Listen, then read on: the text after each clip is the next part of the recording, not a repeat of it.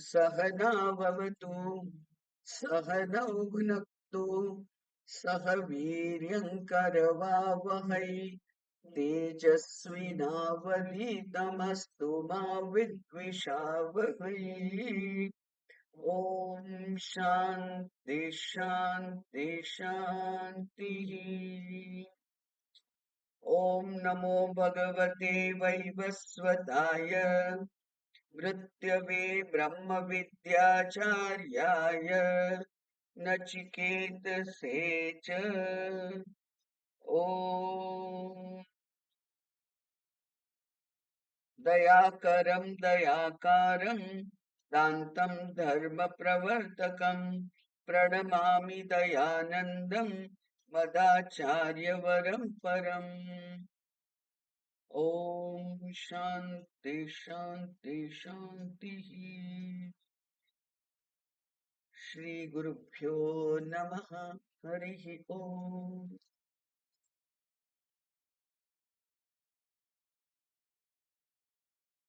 પ્રથમ અધ્યાયની તૃતીય વલ્લીનો 11મો મંત્ર આપણે કાલે કરી રહ્યા હતા. મહતઃ પરમવ્યક્તમ અવ્યક્તાत् પુરુષः પરઃ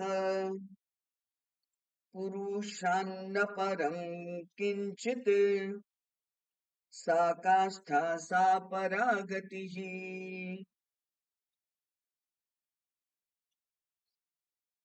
ઇન્દ્રિયો કરતા સૂક્ષ્મ વિષયો, વિષયો કરતા સૂક્ષ્મ મન, મન કરતા સૂક્ષ્મ બુદ્ધિ અને બુદ્ધિ કરતા સૂક્ષ્મ મહત હિરણ્ય ગર્ભની બુદ્ધિ એટલે કે સમષ્ટિ બુદ્ધિ.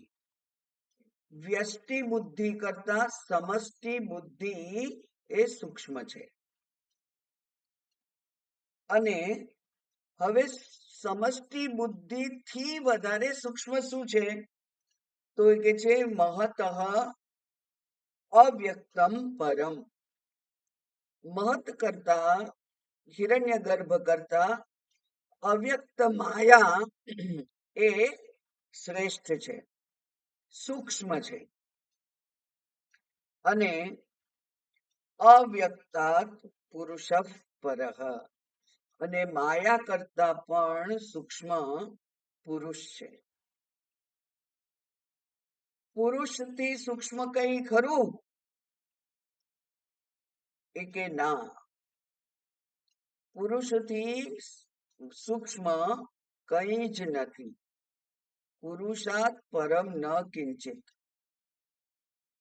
સા, સા એટલે આ પુરુષ જ છે, પુરુષની બુદ્ધિ, પુરુષ બુદ્ધિ, પુરુષ એ જ સા કાષ્ઠા સા પરાગતિ. સા એટલે સ્ત્રીલિંગ છે અને પુરુષ તો પુલ્લિંગ છે. એટલે પુરુષ પ્રત્યે જે ગતિ છે તે, કારણ કે આ આખું જે પ્રકરણ છે એ ગતિના માટે છે. ગતિ એટલે આ વ્યક્તિ જે સાધના કરવા માંડ્યો છે એ સાધના કરનાર વ્યક્તિ ક્યાં પહોંચશે એટલે ગતિ. આ લોકાંતર ગતિની વાત નથી, પણ અહીંયા લોકાંતર ગતિની વાત પૂરી થઈ ગઈ. પણ હવે અહીંયા જે ગતિ છે એ જ્ઞાન છે. એટલે અહીંયા ગતિ એટલે અવગતિ સમજવાનું. ગતિનો અર્થ શું થાય અહીંયા? અવગતિ. અવગતિ એટલે જાણવું, જ્ઞાન. અવગતિ એટલે જાણવું અથવા જ્ઞાન.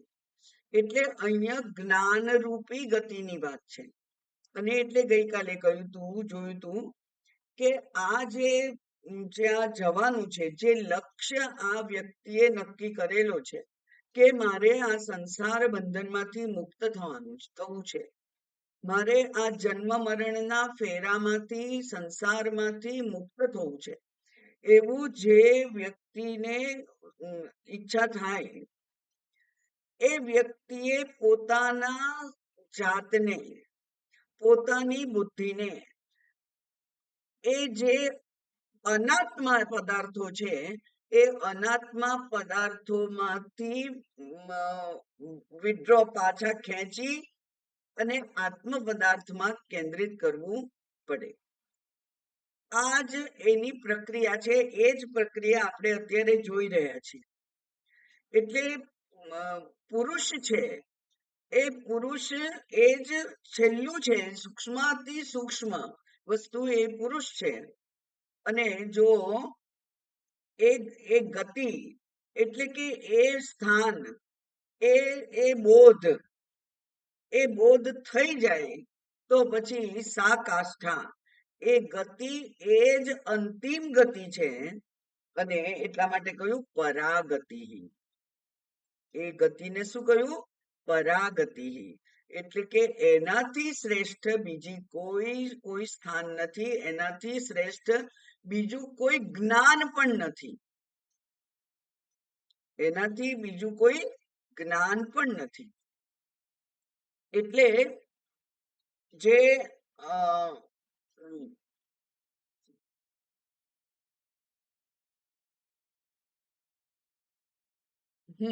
ઉપનિષદ કે છે કે જેને જાણવાથી પછી બીજું કઈ જાણવાનું રહેતું નથી. બરાબર? જેને જાણવાથી યદ જ્ઞાત્વા અન્ય કિંચિત જ્ઞાતવ્યમ નાસ્તિ, કઈ પણ જાણવા યોગ્ય પછી બાકી રહેતું નથી. એવું જે છે તે, એનો અર્થ એવો થયો કે આ જ્ઞાન શ્રેષ્ઠ છે. અને આ જ્ઞાન જો થઈ જાય તો પછી બીજું કઈ જાણવા યોગ્ય રહેતું જ નથી. એટલે એ જે છે એ ગતિ, એ જ્ઞાન, ગતિ એટલે મેં કહ્યું અવગતિ, એ જ્ઞાન છે, એ બોધ છે, એ શ્રેષ્ઠ બોધ છે, એ જ પરમ બોધ છે. એના પછી બીજું કઈ રહેતું નથી. એટલે અહીંયા આ જે બે મંત્રો કયા એ બે મંત્રોમાં સ્થૂળથી માંડી અને સૂક્ષ્માથી સૂક્ષ્મ શું છે એનું માત્ર લિસ્ટ બનાવ્યું છે આપણા માટે, કે આપણે પણ જો ધ્યેય નક્કી કર્યું હોય એ મુક્તિનું, તો પછી તમારે નિષેધ એક પછી એક જે સ્થૂળ છે એનો નિષેધ કરતા જવો પડે અને સૂક્ષ્મમાં પ્રવેશ કરવો પડે. આગળના સ્થૂળનો નિષેધ કરી અને એનાથી જે સૂક્ષ્મ છે એમાં પ્રવેશ કરવાનો. એ પછી એમાંથી એનો નિષેધ કરી એનાથી સૂક્ષ્મ, એનો નિષેધ કરી એનાથી સૂક્ષ્મ, એમ આખી જે પગથિયું છે એ પગથિયાની વાત અહીંયા કરેલી છે કે જેનું અંતિમ જે જ્ઞાન છે, અંતિમ જે ધ્યેય છે, લક્ષ્ય છે, એ આ પુરુષ જ છે. એટલા માટે પુરુષાત પરમ કિંચિત ન અસ્તિ. અને સા કાષ્ઠા સા પરાગતિ, એ જ પરમ બોધ છે. એની આપણે ભાષ્ય વાંચવાની શરૂઆત કરેલી કે મહત અપી સૂક્ષ્મતરમ પ્રત્યેગાત્મ ભૂતમ સર્વ મહત્તરમ ચ. મેં કહ્યું હતું કે આ ત્રણને તમારે યાદ રાખવાના છે. સૂક્ષ્મત્વાત, પછી મહત એટલે વ્યાપકત્વાત, અને પ્રત્યેગાત્મ ભૂતમ એટલે અંતરતમત્વાત. આ જે વસ્તુ છે એ ત્રણ પરીક્ષામાંથી પસાર થવું જોઈએ. એને કઈ ત્રણ પરીક્ષા છે? એના કયા ત્રણ લક્ષણો છે? એ સૂક્ષ્મ હોય, એ વ્યાપક હોય અને એ અંતરતમ હોય. આ ત્રણ એના ગુણો છે, એના લક્ષણો છે. ગુણ તો કહેવાય નહીં, એના લક્ષણો છે. આ ત્રણ એના લક્ષણો છે.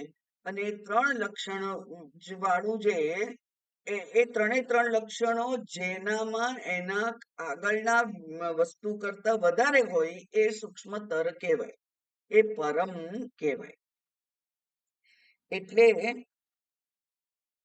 મહત અપી, આ જે હિરણ્ય ગર્ભ છે, સમષ્ટિ બુદ્ધિ છે, એના કરતા પણ જે પરમ છે, એના કરતા પણ જે શ્રેષ્ઠ છે એ કોણ છે? તો કે છે સૂક્ષ્મતર પ્રત્યેગાત્મ ભૂતમ સર્વ મહત્તરમ ચ.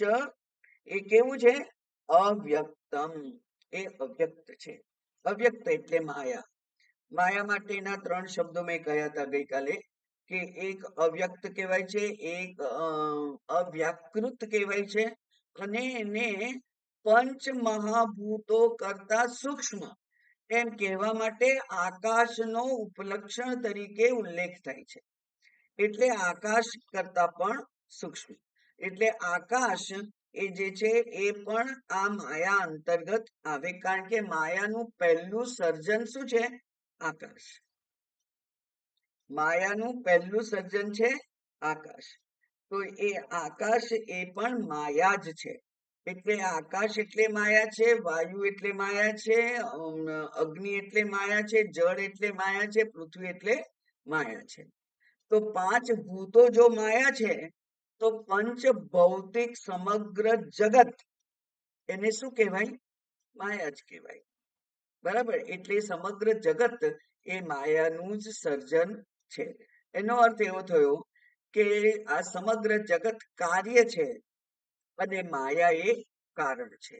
જો કારણ હોય તો એ સૂક્ષ્મ હોય અને કાર્ય એ સ્થૂળ હોય. એ એવો નિયમ છે.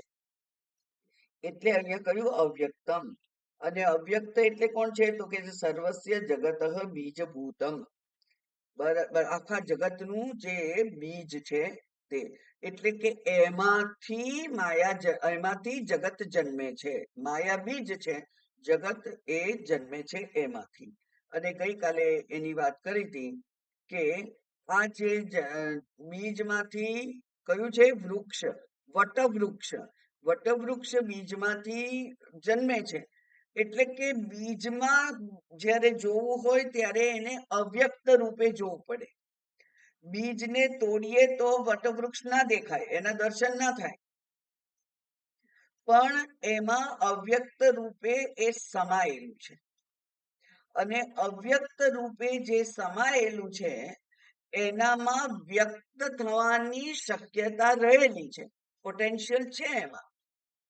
અને એટલે એ બીજને જો અનુકૂળ વાતાવરણ મળે તો એ અંકુરિત થાય છે અને એમાંથી છોડ થાય અને પછી વૃક્ષ થાય અને પછી વિશાળ વટવૃક્ષ પણ એમાંથી થઈ શકે.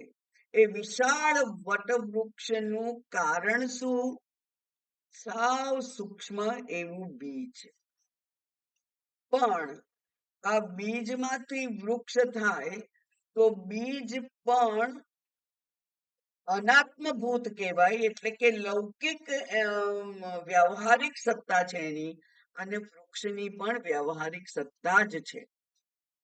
જ્યારે આ માયામાંથી જગત ઉત્પન્ન થાય ત્યારે જગત વ્યવહારિક સત્તા છે, પણ માયા, કારણ કે માયા એ બ્રહ્માશ્રિત માયા છે. માયા કશું ઉત્પન્ન કરી ના શકે.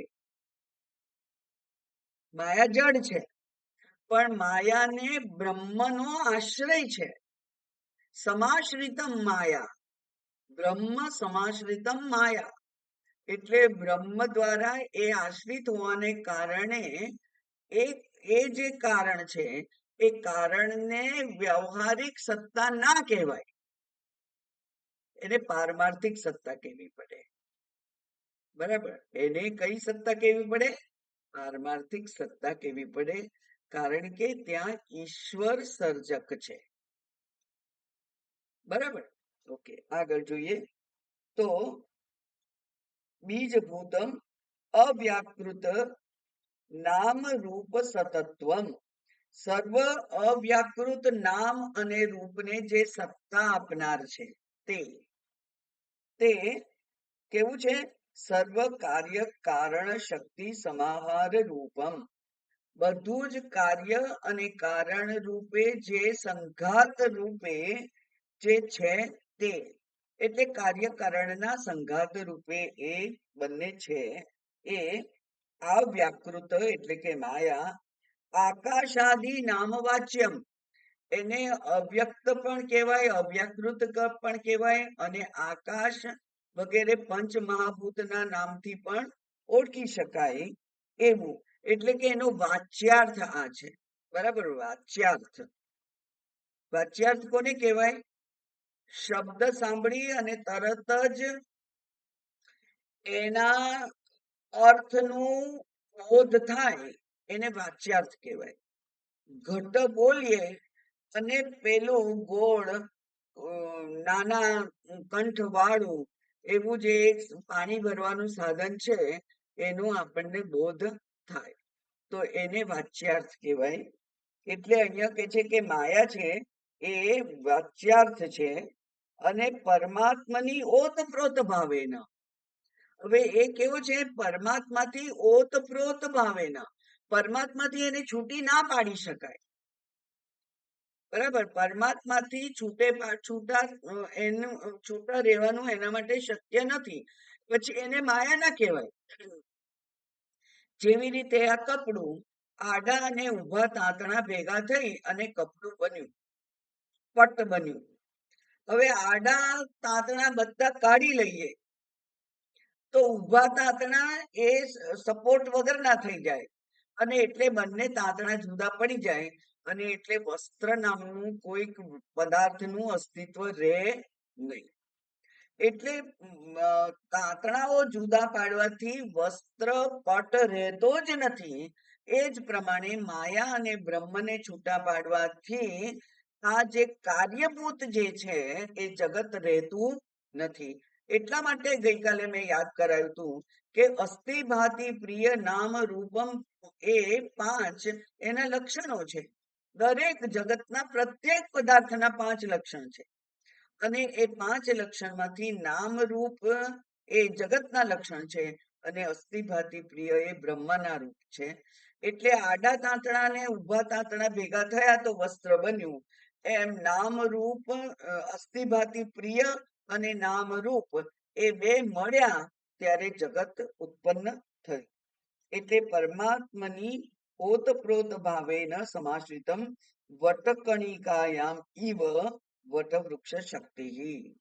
જેવી રીતે વટકણિકામાં વટવૃક્ષને ધારણ કરવાની અવ્યક્ત પોટેન્શિયલ શક્તિ રહેલી છે એવી જ અહીંયા પણ છે.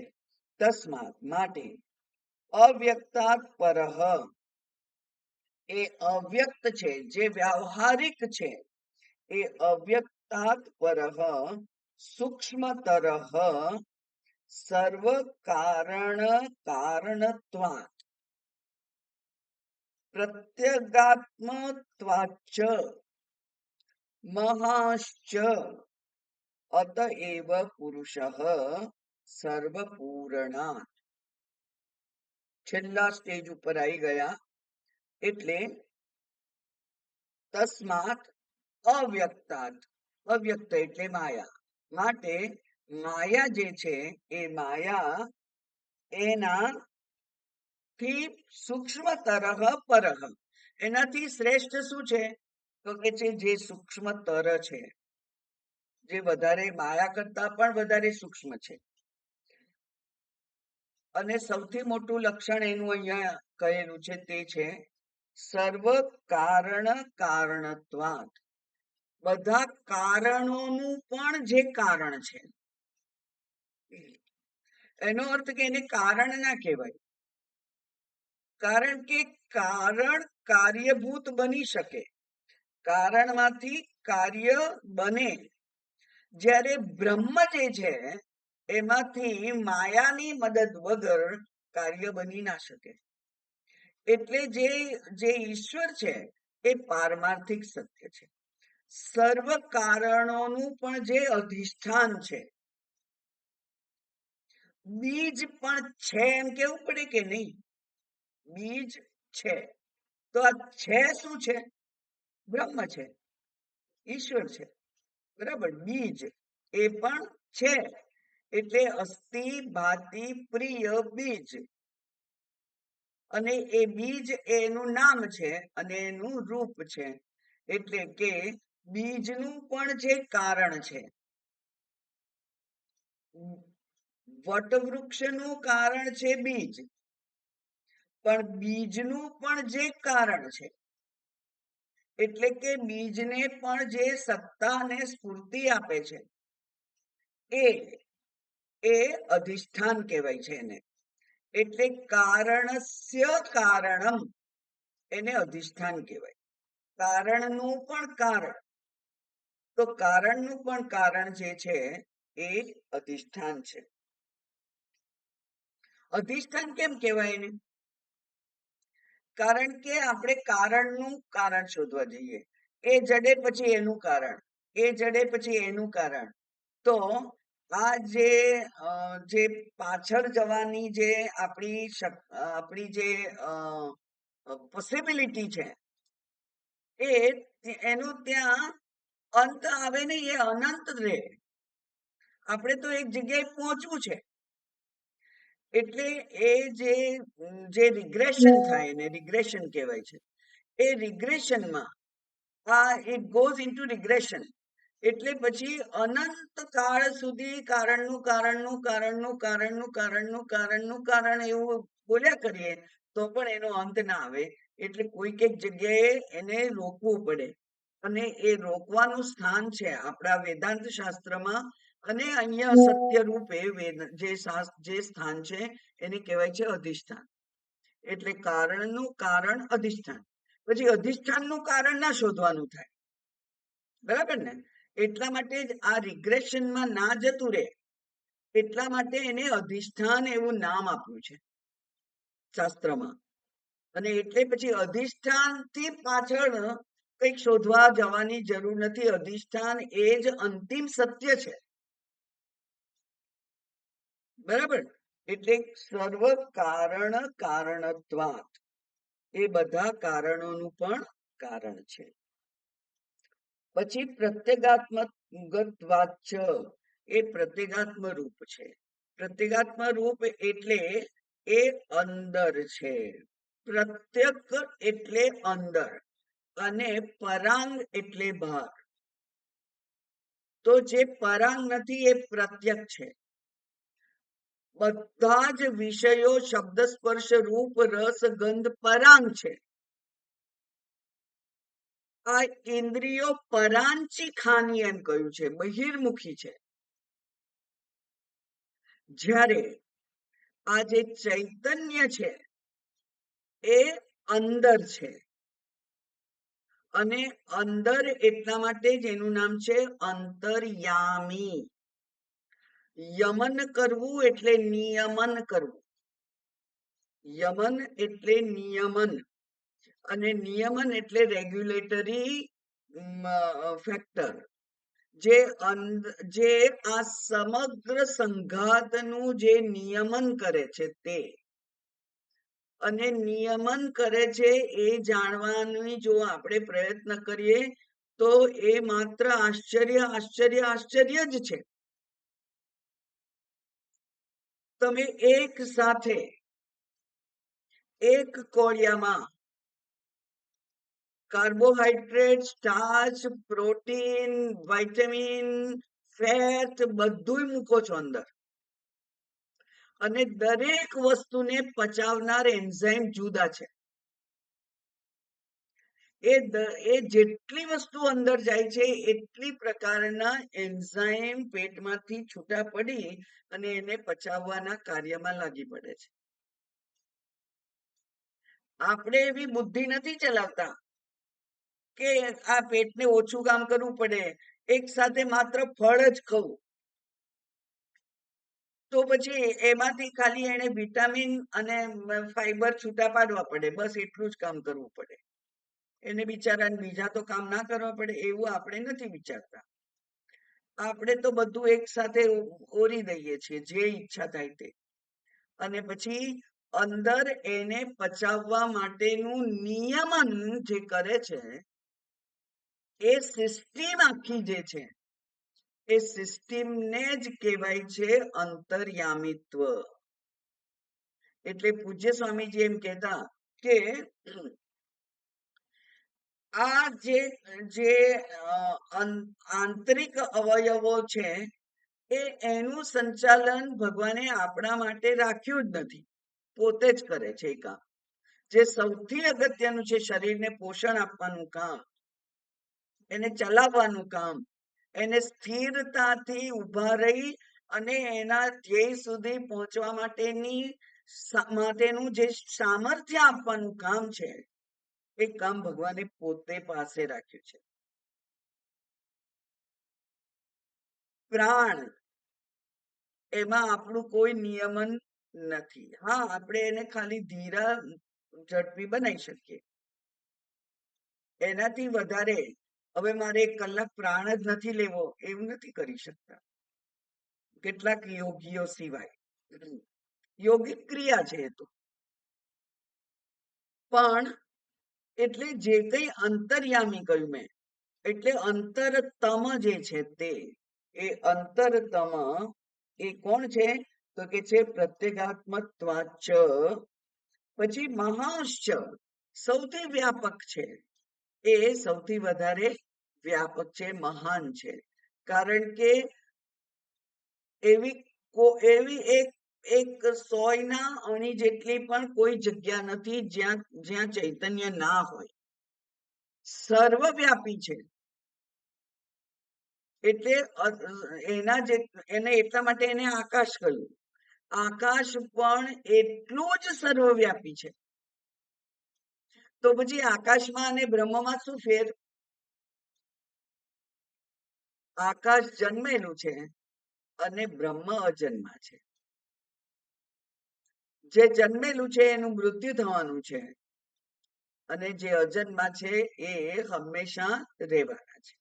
આટલો જ ફેર છે. બાકી અસંગત્વ, નિર્મમત્વ, વ્યાપકત્વ, બધા જ એના જે બ્રહ્મના લક્ષણો છે એ બધા આકાશના લક્ષણો છે. અને એટલે મહાંશ્ચ એટલે સૌથી વ્યાપક. અતએવ એટલે કે માટે એને પુરુષ એમ કહેવામાં આવે છે. માટે એનું નામ છે પુરુષ. અને આ પુરુષની અહીંયા વ્યુત્પત્તિ કેવી કરી? સર્વ પૂર્ણાત પુરુષ, સર્વને પૂરું કરે છે, પૂર્ણ કરે છે. કારણ કે એના વગર બધું અધૂરું છે. અને એ ઐતરેય ઉપનિષદમાં એનું આખી વાર્તા આવે છે કે ભગવાને જુદા જુદા આકારો રચ્યા, પણ આ દેવતાઓ એમનાથી પ્રસન્ન ના થયા. પછી એમણે મનુષ્ય આકૃતિ રચી, મનુષ્ય આકૃતિથી દેવતાઓ પ્રસન્ન થયા. અને પછી ભગવાને દેવતાઓને કહ્યું કે જાઓ, તમારા જગ્યાએ બેસી જાઓ. એ લોકો દેવતા બધા ગયા પણ અંદર, પણ એમનું કામ થતું નહોતું. પાછા આયા, એ કે અરે ભાઈ ભગવાન, આ શું છે? તમારા વગર તો આ કોઈ કામ કરી શકતું નથી. અને એટલે ભગવાન પણ એમાં પ્રવેશી ગયા. પરમાત્માના પ્રવેશ પછી જ આ સર્વ ઇન્દ્રિયો દેવતાઓ પોતપોતાનું કામ કરી શકે છે. અને એટલે બોલો, અને એટલે આ જે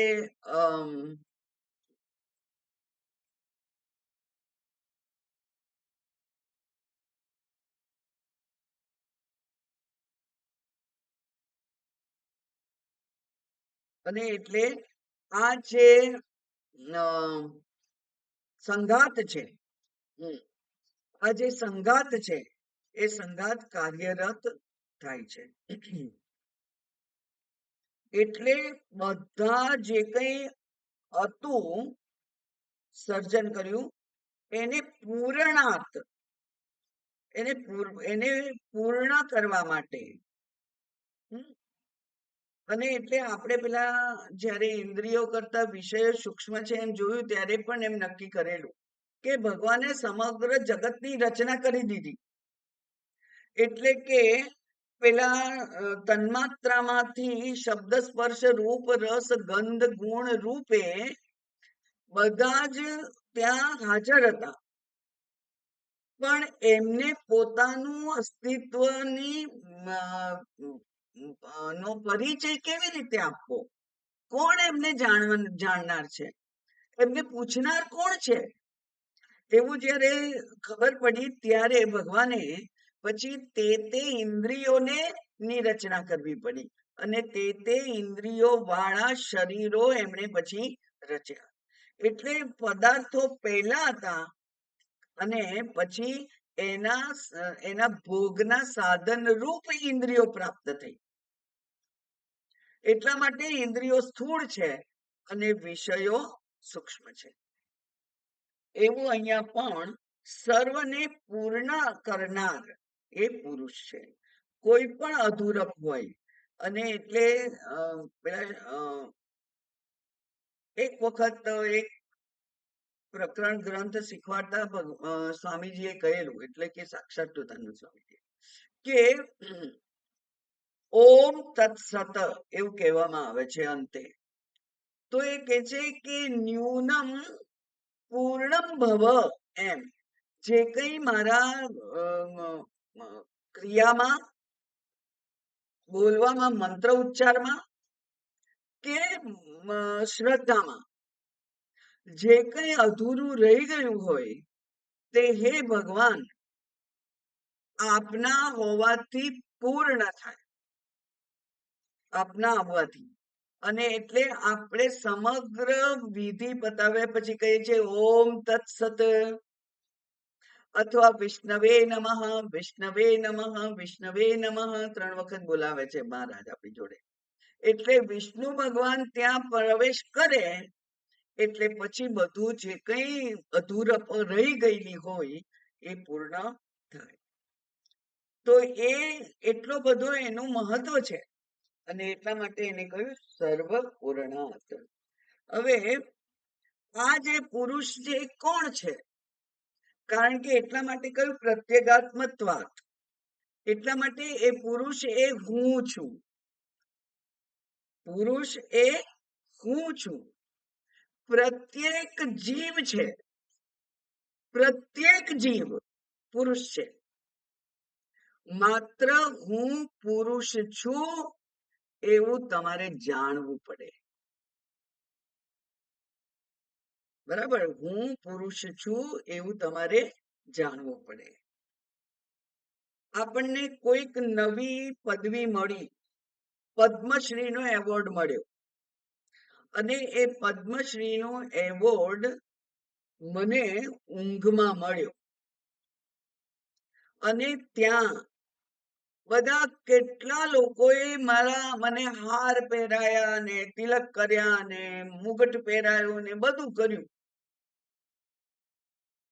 પણ નિદ્રાવસ્થામાં જ્યાં મને પદ્મશ્રી મળ્યું એવું મને જ્ઞાન નથી થયું, ત્યાં એ પદ્મશ્રી અને અનેક હાર, તિલક, મુગટ બધું જ નકામ. એટલે હું પુરુષ છું એવું મને ખબર હોવી જોઈએ. અને બધા જ પુરુષ છે તો એમને કેમ ખબર નથી હોતી? જેમ કે અજ્ઞાનમાં તમને, નિદ્રામાં તમને તમે કોણ છો એવું ખબર નથી હોતી, એવી જ રીતે અજ્ઞાન વખતે પણ તમે કેવો મહાન ચમકતા હીરા રૂપ છો એવું તમને ખબર હોતી નથી. એટલે નિદ્રા અને અજ્ઞાન બંને સરખું. તો નિદ્રામાં આપણને કોઈક મોટું પદ મળ્યું તો એની કોઈ અસર થતી નથી. એના અનુરૂપ પછી આપણે જીવન જીવીએ? ના, એવું નથી હોતું. અને તમે જુઓ, ગઈકાલે મેં તમને બધાને મોકલેલું, વિશ્વનાથ નામના એક બ્રહ્મચારી અમારી સાથે ભણતા હતા, બ્રાઝિલ થી આવેલા. બહુ નિષ્ઠાપૂર્વક એને 3 વર્ષ દરમિયાન સમગ્ર શાસ્ત્ર કંઠસ્થ કરી દીધેલા. બધા જ ઉપનિષદો અને ભગવદ ગીતા સહિત બધું એને મુખપાઠ હતું. સવારથી એક પેલું મંત્ર પુષ્પમની ચોપડી આમ લઈ અને એ આંટા માર્યા કરે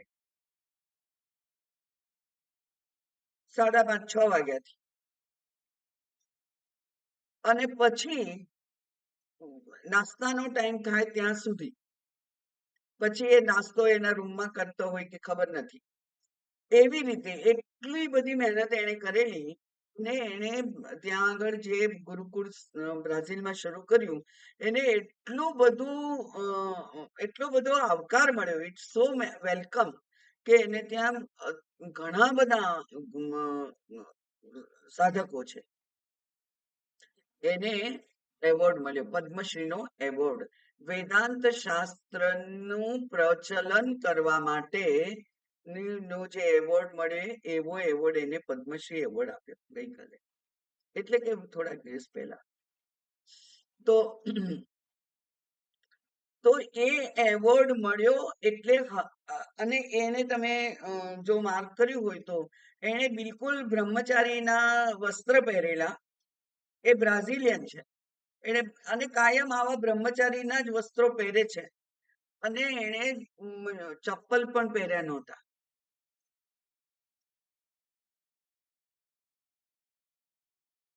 એટલે જે એની ઉપાધિ છે બ્રહ્મચારીની, આચાર્યની, એ ઉપાધિ રૂપે એનું બધું ડ્રેસિંગ હતું, એનું વર્તન હતું. અને એવું ધારો કે એ ઉપાધિ મળી મને ઊંઘમાં, પછી ઉઠ્યા પછી મારું વર્તન એવું બ્રહ્મચારી જેવું રહેશે? ના રે. કારણ કે આ ઉપાધિ ક્યારે મળી છે? નિદ્રાવસ્થામાં. અને એટલે એને કહેવાય અજ્ઞાન રૂપમાં. તો અજ્ઞાન જ્યારે છે ત્યારે પણ હું પુરુષ જ છું, પણ એ પુરુષના જે લક્ષણો છે, સંગત્વમ, વ્યાપકત્વમ, ઉદારતા, વાત્સલ્ય, રાગ દ્વેષ રહિતતા, એ બધું મારામાં આવી જવું જોઈએ, પણ આવતું નથી. પુરુષ તો હું છું, પણ પુરુષના લક્ષણો મારામાં શોધવા પડે, મળે, અને એ જો અધૂરા હોય તો એમાં ઉમેરો કરી અને એને પૂર્ણતા સુધી લાવવા પડે.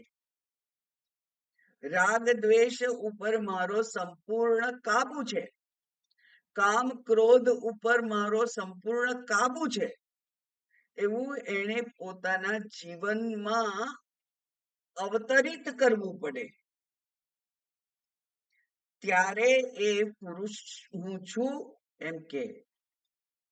જેમ પેલી માં 9 મહિના સુધી ગર્ભને ધારણ કરે અને પછી પ્રસૂતિની પીડા સહન કરી અને જ્યારે એ બાળકને જન્મ આપે ત્યારે એ માં કહેવાય છે.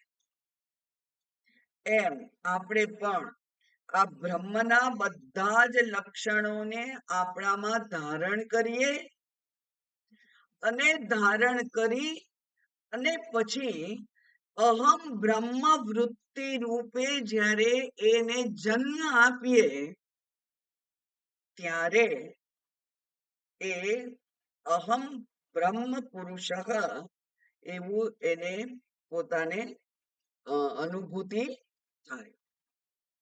એટલે અહીંયા કહ્યું સર્વ પૂર્ણાત પુરુષ. હવે અહીંયા ત્યાર પછી મેં કહ્યું તું એ જ વાત છે કે પુરુષથી પરમ કંઈક હશે કે નહીં? પરમથી પુરુષથી પણ શ્રેષ્ઠ કશું નથી, એવું હોય? એ કે છે હા, એવું હોય. એટલે તતઃ પછીનું આગળનું ભાષ્ય, અન્યસ્ય પરસ્ય પ્રસંગમ નિવારયન આહ. હવે પુરુષ કરતા પણ કંઈક પર છે એવું બીજું કંઈક છે એવું કોઈ પૂછે નહીં, એટલા માટે એ પ્રસંગનું નિવારણ કરવા માટે, એટલે કે પુરુષથી પણ પરમ કંઈ છે એવી તમારી જો શોધ ચાલુ રહેવાની હોય તો એ શોધના પ્રસંગના નિવારણ રૂપે હવે કહી દીધું સ્પષ્ટતાથી શાસ્ત્રએ કે પુરુષાર્થ પરમ ન કિંચિત ઇતિ, પુરુષથી પરમ કંઈ નથી એવું કહી દીધું. યસ્માત, કેમ એવું છે? તો કે છે ન અસ્તિ પુરુષાર્થ ચિન્માત્ર ઘનાત પરમ કિંચિત અપી વસ્તુ અનંતરમ. બરાબર, એટલે એવું એટલા માટે કહ્યું કે પુરુષાર્થ પુરુષથી, અને પુરુષ કોણ છે? તો કે છે ચિન્માત્ર ઘન. ચિન્માત્ર એટલે ચૈતન્ય, અને ઘન, ઘન એટલે એવો પદાર્થ કે જેમાં એક નાનકડું છેદ પણ નથી, એને ઘન કહેવાય છે. જેમ સ્પોન્જ હોય, એને પાણીમાં બોળીએ તો પાણી એના કાણાઓમાંથી ભરાઈ જાય, અને પછી બહાર કાઢીને પછી આમ નીચોઈએ તો પાણી નીકળે, તો એ ઘન નથી. પણ લોખંડનો ટુકડો તમે પાણીમાં નાખો અને પછી એને દબાવો, પાણી ના નીકળે, કારણ કે અંદર પાણી ગયું નથી, એને ઘન કહેવાય છે.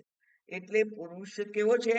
તો કે છે ચિન્માત્ર ઘનાત, ચિન્માત્ર ઘન હોવાને કારણે પરમ છે. અને પરમ છે એટલે કેવો છે? તો કે છે કિંચિત અપી, કોઈ પણ વસ્તુ અનંતરમ ન અસ્તિ, આગળ ન અસ્તિ છે યસ્માત પછી, એટલે એના કરતા બીજી કોઈ ઘન વસ્તુ છે નહીં, એટલે કે એના કરતા પરમ બીજી કોઈ વસ્તુ છે નહીં. માટે તસ્માત સૂક્ષ્મત્વ મહત્વ પ્રત્યેગાત્મત્વ, મેં કહ્યું હતું ને તમને કે આ જે છે ને એક કહેવત છે કે શ્રુતિને શ્રુતે જાડ્યમ નાસ્તિ, શ્રુતિને કોઈ આળસ નથી. બરાબર, એવી જ રીતે શંકરાચાર્યજીને પણ કોઈ આળસ નથી. જેટલા સ્ટેજીસ આયા એ બધામાં એમણે આ ત્રણે ત્રણનો ઉલ્લેખ કર્યો. એક વખત કહ્યું પછી એના જેવું એમ એવું ના કર્યું, બધી વખત એ ત્રણે ત્રણ શબ્દો લખ્યા છે શાસ્ત્ર ભાષ્યમાં.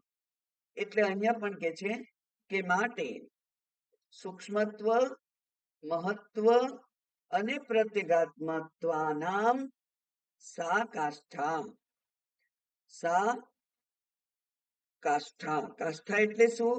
નિષ્ઠા. નિષ્ઠા એટલે શું? પર્યવસાનમ, પર્યવસાનમ એટલે કલ્મિનેશન. આ બધાનો અંતે નિચોડ જે છે એ નિચોડ રૂપ છે પુરુષ. એટલે કે એ પુરુષમાં આ સૂક્ષ્મત્વ, મહત્વ અને પ્રત્યેગાત્મત્વ એ પૂર્ણ રૂપે છે, એબ્સોલ્યુટ રૂપે છે, એ પૂર્ણ રૂપે એનામાં એ ત્રણેય છે. અત્રહી, હવે એનું સમાપન કરે છે. અત્રહી ઇન્દ્રિયેભ્ય આરભ્ય, ઇન્દ્રિયોથી શરૂઆત કરીને પછી સૂક્ષ્મત્વાદી, સૂક્ષ્મ વગેરે, સૂક્ષ્મ વગેરે એટલે સૂક્ષ્મ, મહત્વ અને પ્રત્યેગાત્મ, એમ ત્રણેય રૂપે પરિસમાપ્તિ, એની અહીંયા સમાપ્તિ થઈ ગઈ. સૂક્ષ્મત્વની, મહત્વની અને અંતરતમત્વની અહીંયા સમાપ્તિ થઈ ગઈ. અતએવ માટે ગંતૃણામ, ગંતૃ એટલે ગતિ કરનાર, બરાબર, કોણ? પહેલો પુરુષ એક વચન, ચાલનાર, બરાબર, ચાલનાર, જે ચાલે છે તે, જે કે છે કે હું સાધક છું અને હું બ્રહ્મને શોધું છું, એ શોધનાર, એ ગંતૃણામ સર્વગતિમતામ, એ બધી ગતિઓમાં સંસારીણામ, જે સંસારી છે, કારણ કે સંસારી જ ગતિ કરે. સુખને શોધવા માટે એ જુદા જુદા અનેક ખૂણાઓને ખૂંદી વળે, અનેક જંગલો, અનેક ગુફાઓમાં ખૂંદી વળે, કારણ કે એને સુખ શોધવું છે. કયા પથ્થર નીચે સુખ દબાઈ ગયેલું હશે એ શોધવું, જે કોઈને હાથ ના લાગ્યું હોય અત્યાર સુધી એવું. કારણ કે એ સંસારી છે, શેની શોધમાં છે? સુખની શોધમાં છે. એ સુખની શોધમાં જે સંસારી છે તે, એના માટે સા પરા પ્રકૃષ્ટા ગતિ, એ જે સુખ છે એ સુખ કેવું છે? તો કે છે કે એ તો અનન્ય સુખ છે, અંતિમ સુખની સ્થિતિ છે. અને એટલે તો એ કે છે કે એવા સંસારી છે એટલે જન્મ પણ કહેવાય. એટલે કે જન્મ પછી જન્મ પછી જન્મ પણ એની શોધ જે છે એ શોધ રે. અને જ્યાં સુધી એ શોધે છે ત્યાં સુધી એ સંસારી જ છે. એક વાક્ય મેં કહ્યું હતું, એ બહુ યાદ રાખવા જેવું છે કે as long as you are a seeker, you are an અજ્ઞાની. તમે જ્યાં સુધી શોધો છો ત્યાં સુધી અજ્ઞાની છો. કારણ કે તમારે જાણવાનું છે કે the very seeker is sought. જે શોધે છે એ પોતાને જ શોધે છે. એટલે પોલીસ પેલા આતંકવાદીને શોધી શકે, પણ પોલીસમાં ના ડ્રેસમાં રહેલા આતંકવાદીને કેવી રીતે શોધી શકે? ક્યાં દોડે? એને અંદર તો ખબર છે ને કે હું જ આતંકવાદી છું. પછી એને દોડવાનું બંધ થઈ જાય, એ દોડે નહીં. એટલે જ્યાં સુધી આપણે આ સાધકની ઉપાધિ ધારણ કરી રાખી છે ત્યાં સુધી આ જ્ઞાન થતું નથી. હવે તમે between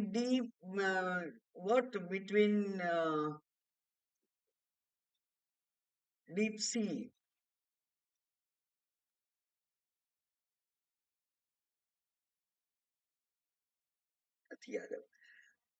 એક બાજુ સિંહ છે અને એક બાજુ દરિયો છે અથવા કૂવો છે. એક બાજુ સિંહ છે, એક બાજુ કૂવો છે. between devil and deep sea, between devil and deep sea, એક બાજુ ડેવિલ છે, સિંહ છે, અને બીજી બાજુ ઊંડો કૂવો છે. બેની વચમાં ફસાઈ ગયા તમે. બેમાંથી એક બંને તમને ગભરાવે છે. એટલે કે આ અત્યારે તમે, હું તમને કહું છું કે તમે સાધકની ઉપાધિ છોડી દો. તમે શોધનાર છો જ નહીં. અને તમને એમ થાય કે મારે શોધવું તો નથી, પણ હું એ છું એનું પણ મને હજુ નિશ્ચય થયો નથી. તો હું તો અધૂરો ના રહી જાઉં, અધૂરી જગ્યાએ રહી જાઉં ને. કારણ કે હજુ મને જડ્યું નથી અને શોધવાનું છોડી દઉં. મને જડ્યું નથી હજુ તો, અને હું શોધવાનું છોડી દઉં, તો એ તો કદી જડે જ નહીં. તો મારો તો આ ફેરો નિષ્ફળ જાય. એવું નથી. એટલા માટે પેલા જે સંસાર ચક્ર છે, મેરી ગો રાઉન્ડ, દયાનંદ સ્વામીજી એમ કહેતા હતા સોરો ગો રાઉન્ડ. એ આનંદનું ચક્ર નથી, દુઃખનું ચક્ર છે. એ દુઃખના ચક્રમાંથી તમારે આંખો મીચીને કૂદી જ પડવું પડે. મશીન બગડી ગયું છે, એનું બંધ નથી થવાનું. જો તમારે બચવું હોય તો તમારે કૂદી જ પડવું પડે. હાથ પગ ભલે તૂટે પણ બચી જવાય. એટલે સાધકની ઉપાધિ છોડવી જ પડે. અને એટલે મેં એક વખત કહ્યું હતું કે બધી મમ્મીઓએ જો મોક્ષ પ્રાપ્ત કરવો હોય તો માતૃત્વની ઉપાધિને છોડવી પડશે.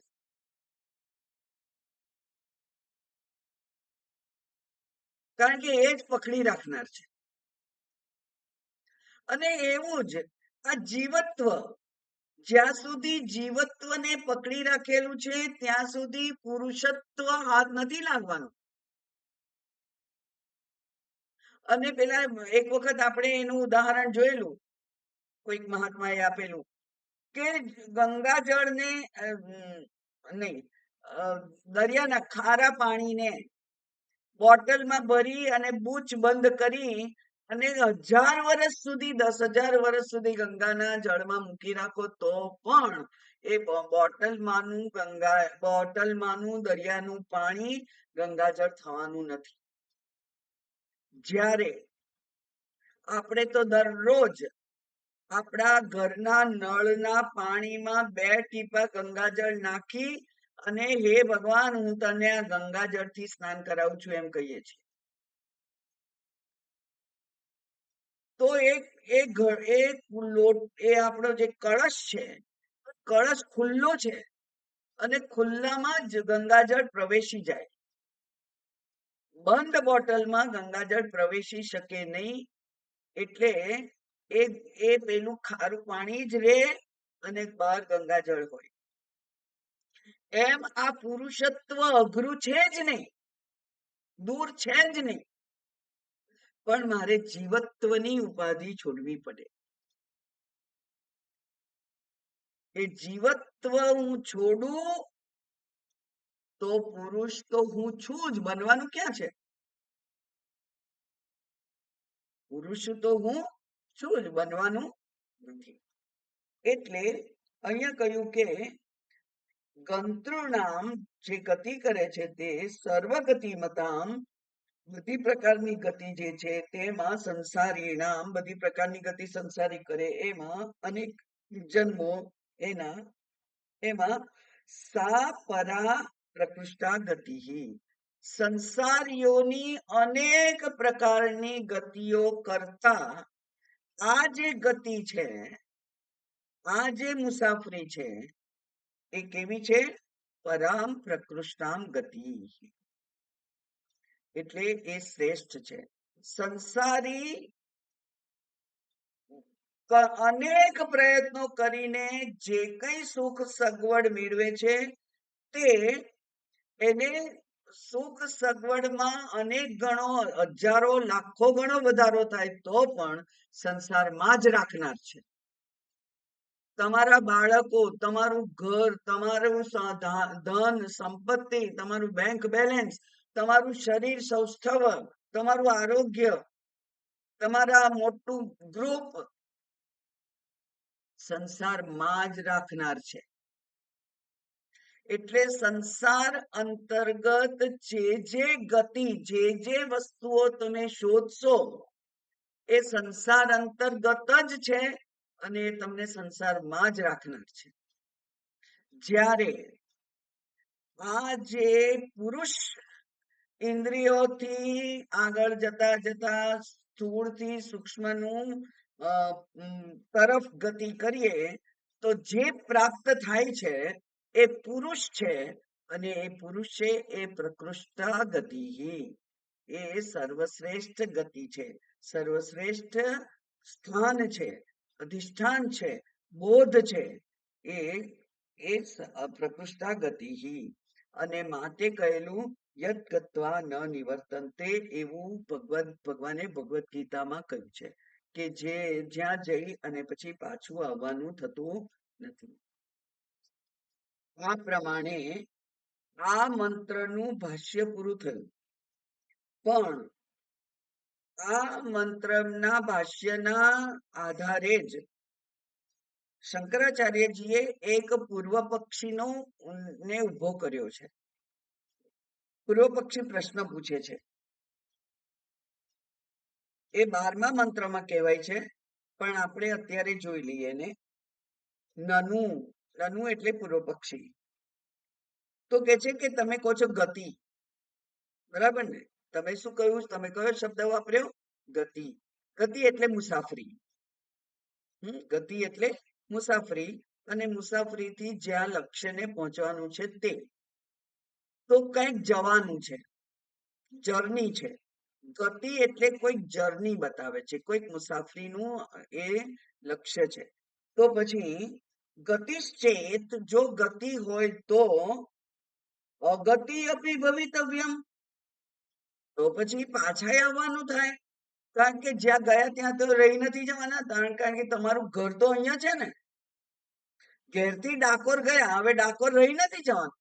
ડાકોરથી પાછા આવવું પડે ઘેરે, બરાબર? તો જો ગતિ કહો તમે, તો પછી અગતિ પણ છે, કેવી પડે? અગતિને પણ માનવી પડે. અને તમે જ કહેલું આ જ કઠોપનિષદમાં કે યસ્માત ભૂયો ન જાયતે, એ જે જ્યાં પહોંચે છે ત્યાર પછી ભૂયઃ એટલે ફરીથી ન જાયતે જન્મતો નથી, એટલે કે જન્મ મરણના ફેરામાંથી એની મુક્તિ થઈ જાય છે. તો પછી ગતિ કેવી રીતે કહેવાય એને? કારણ કે તમે જ કહ્યું તું. તો હવે તમે તમને પોતાનું કોન્ટ્રાડિક્શન કરો છો. એવું જે કહેલું એનું શું? તો કે છે ન એષ દોષઃ, એ દોષ નથી. કેમ દોષ નથી તે સમજાવે છે હવે.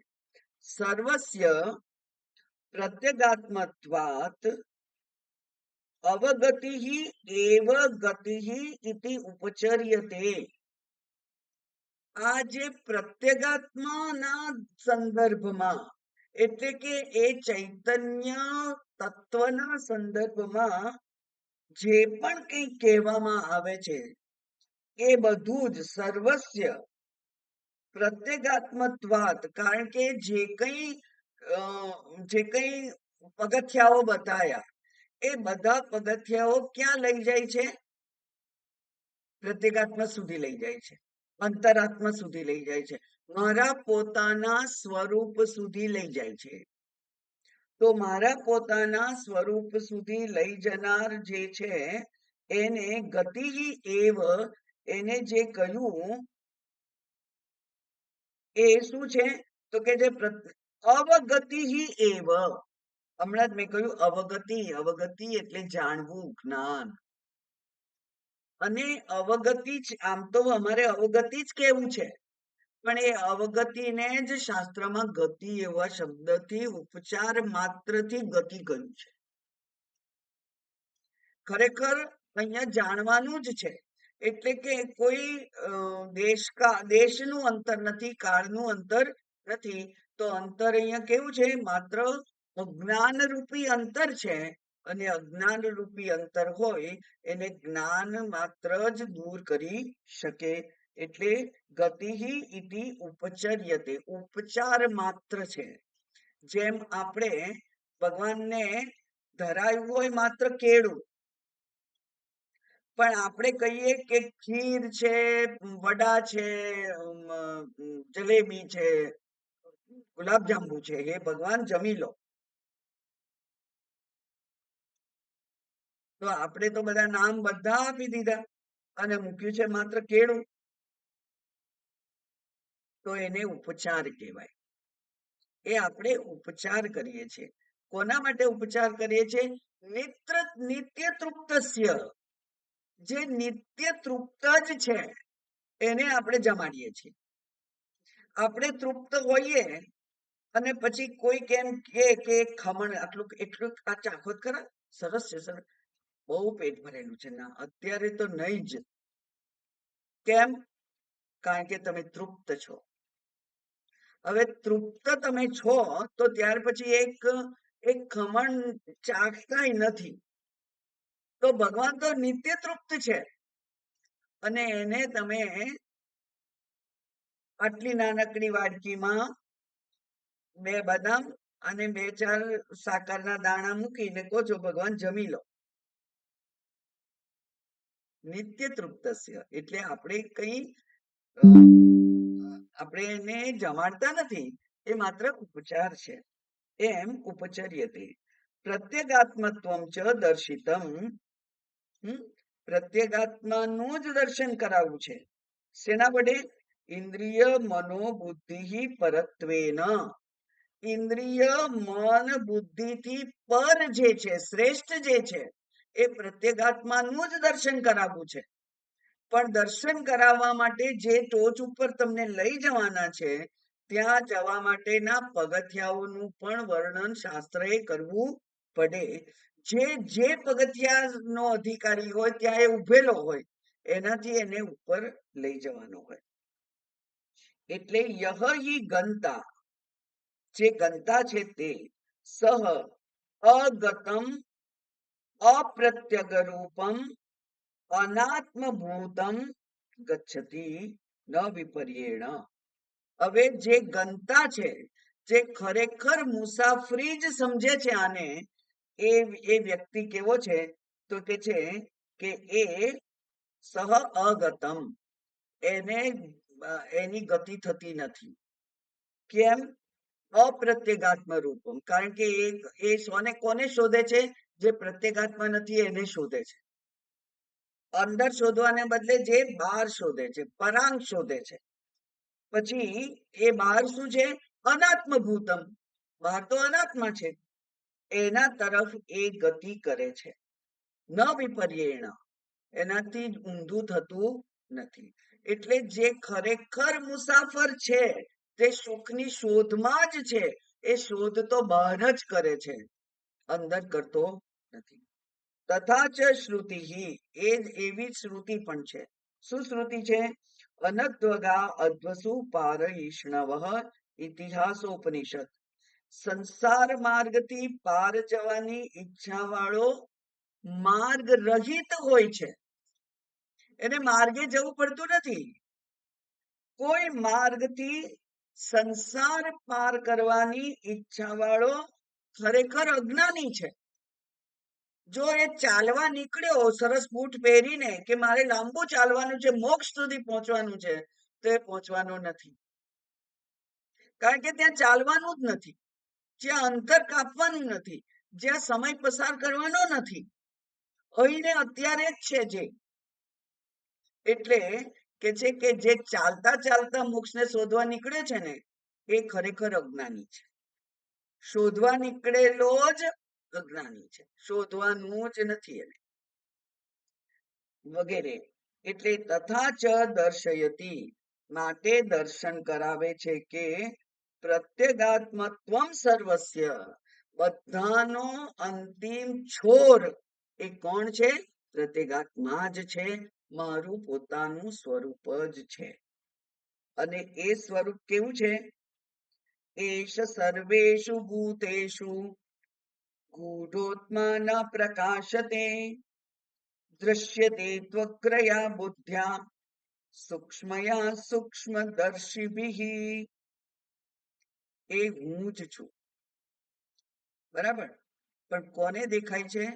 જે અંતર્મુખી થઈ અને પોતાના જ સ્વરૂપને પહોંચવા જાણવા માટે પ્રયત્ન કરે છે, એને એ દેખાય છે, બીજાને દેખાતો નથી. એ હવે આપણે બીજી વાર જ્યારે મળીશું ત્યારે એની વિચાર કરીશું. ઓમ પૂર્ણમદ પૂર્ણમિદમ પૂર્ણાત પૂર્ણમુદચ્યતે પૂર્ણસ્ય પૂર્ણમાદાય પૂર્ણમેવાવશિષ્યતે. ઓમ શાંતિ શાંતિ શાંતિ.